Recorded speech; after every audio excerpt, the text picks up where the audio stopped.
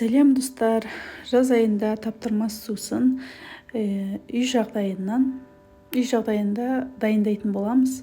Мұз қосылған кофе, яғни мұздай кофе.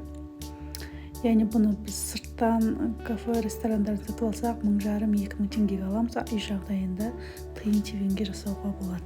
Яғни оған бізге күнделікті үйде қажетті заттар: шекер, су, бутылка, мұз және кофе, сүт. Енді 400 грамм салқын кофе дайындау үшін бізге 2,5 қасық, яғни шай қасықпен 2,5 қасық кофе саламыз. Соның үстіне дәл сондай қылып шекер саламыз. Енді әркім өз қалауынша татымына қарай салады. Мен кофені қанша салсам, шекерді де сонша салдық біздер. Осы кофе мен шекердің үстіне 100 грамм суымызды құйып,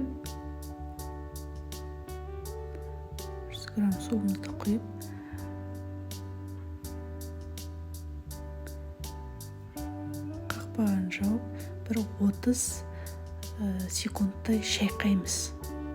Қатты екпінмен шайқаймыз.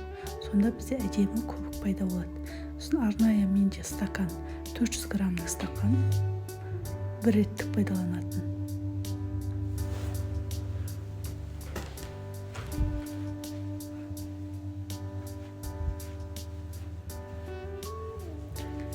Әбден шайқаймыз.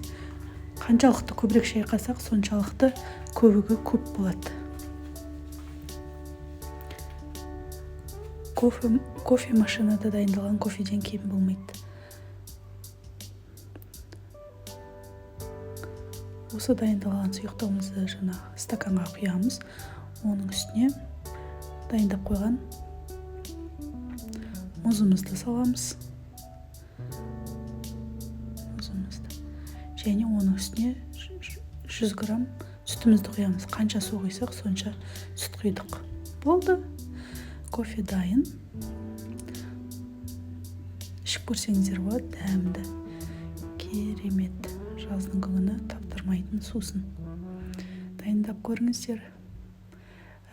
Біздің каналға жазылуды ұмытпаңыздар. Лайк басуды, комментарий қалдыруды.